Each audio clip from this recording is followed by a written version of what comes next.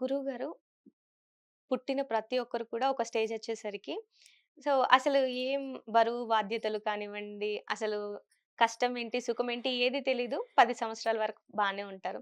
ఇప్పుడున్న జనరేషన్‌లో 10 సంవత్సరాల వాళ్ళకి గూడా కష్టాలేంటి, సుఖాలేంటి అనే స్టేజ్‌లో ఉన్నారు. మాట్లాడేస్తున్నారు.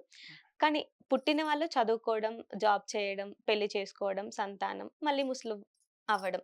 సో, ఇదంతా బానే ఉంది. కానీ కొన్ని కొన్ని సిట్యుయేషన్స్‌లలో ఇప్పుడు ఉద్యోగం కోసం కానివ్వండి, ట్రై చేస్తూ ఉంటారు. కానీ ఉద్యోగం రాదు. కొంతమంది ఉద్యోగం కాదు ఎగ్జామ్స్‌లలోనూ పాస్ అవ్వరు. సో, అలాంటి వాళ్ళకు లేదు అంటే పెళ్లి చేసుకుందామన్న సంబంధాలు ఒక్కటి కుదరదు. పెళ్లయితుంది కానీ సంతానం ఉండదు. సో, అలాంటి వాళ్ళకు అంటే ఎలాంటి పరిహారాలు ఉన్నాయంటారండి?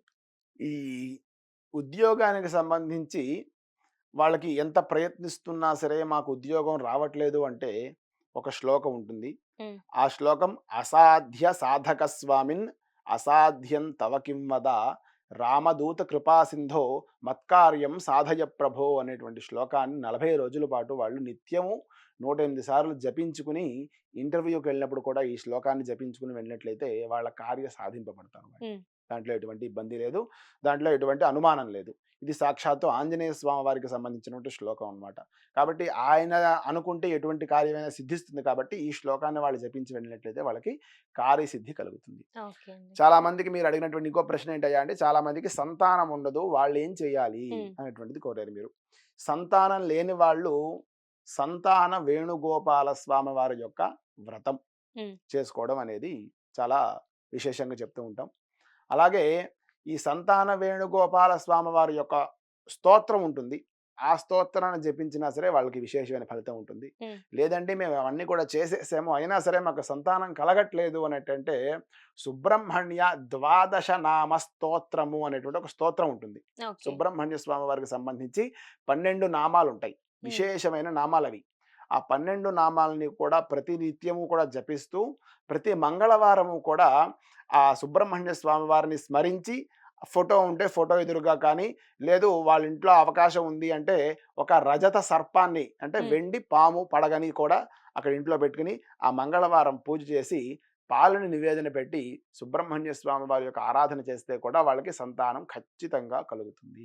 ఓకే అండి. అలాగే ఇంకొకటి అడిగారు మీరు వివాహం కాని వివాహం వాళ్ళకి కలిగే వాళ్ళు. వివాహం జరిగేటువంటి అవకాశం హ్మ్. ఎట్లా ఉంది అని అడిగారు.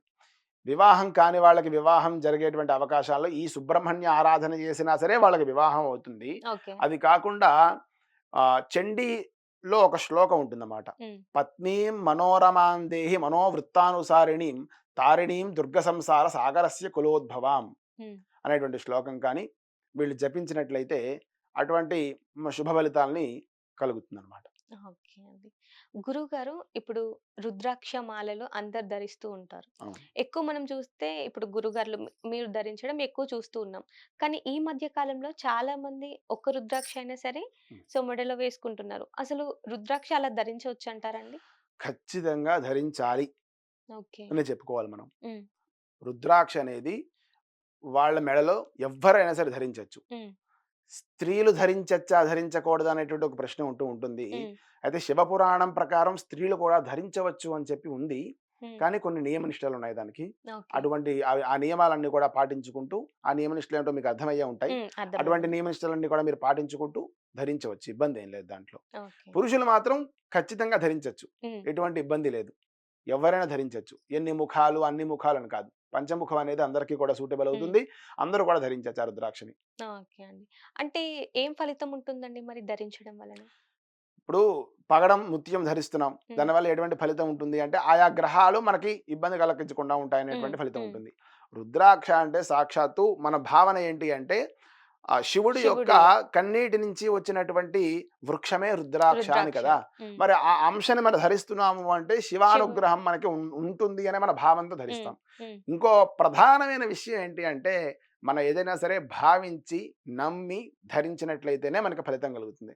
ఏదో వేసుకున్నాం రుద్రాక్ష స్టైల్‌గా ఉంది వేసుకున్నామంటే, ఆ స్టైల్‌గానే కనిపిస్తుంది తప్ప దానివల్ల ఫలితం ఏమి ఉండదు. హ్మ్.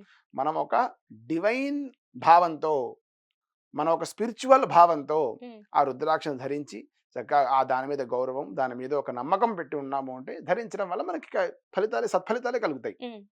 ఓకే అండి. ఇప్పుడు ఆహ్, ఎలా అంటే ఇప్పుడు మా ఆఫీస్‌లో ఒక అతనున్నాడనుకోండి. అతను రుద్రాక్ష ధరించాడు. హ్మ్. సో, అతనేంటి అంటే ఒక ఫంక్షన్‌కెళ్ళాడు. అక్కడ చికెన్, మటన్ అలా తిన్నాడు. అలా తినొచ్చంటారా మరి ధరించిన తర్వాత? ఎవరి అలవాట్లు వాళ్ళవి.